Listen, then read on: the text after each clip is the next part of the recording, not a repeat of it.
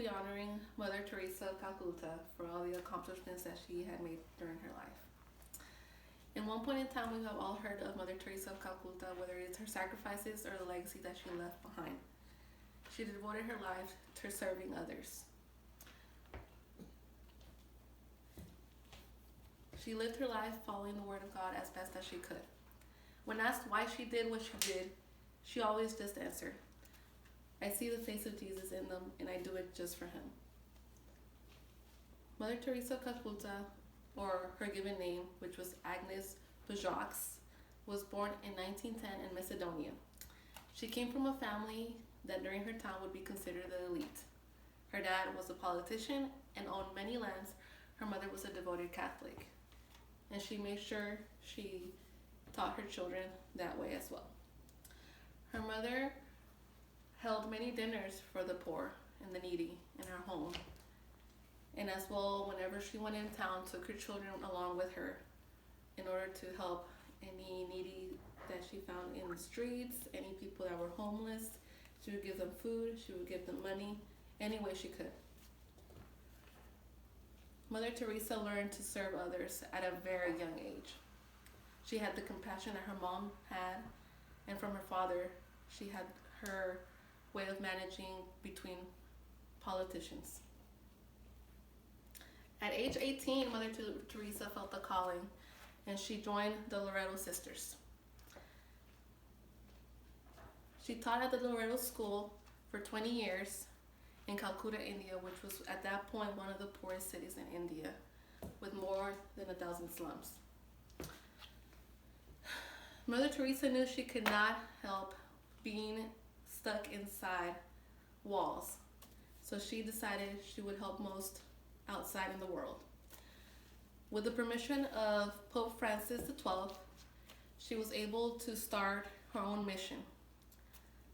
In 1950, she began her own mission of the Missionaries of Charity.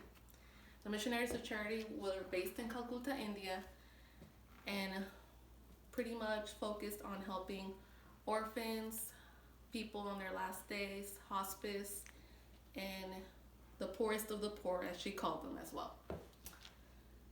What really astonished everyone was that Mother Teresa helped from love. She never tried to influence anybody to follow her religious ways. She did it all to help. Like she always said, she is the pencil in God's hands. She did as he wished, and everything was done for him. Mother Teresa met with many leaders, such as world leaders and religious leaders. She never backed down. She became friends with people such as John Paul II, Ronald Reagan, and even Princess Diana. The media followed her closely and learned all her accomplishments throughout her time. This is another reason why we all are aware of everything she did. And on December 10th, 1979, Mother Teresa received the Nobel Peace Prize, along with the British honorary prize from the Queen a couple years after. On September 5th of 1997, Mother Teresa died. A few years after, in 2016, Mother Teresa was canonized as a saint by the Catholic Church.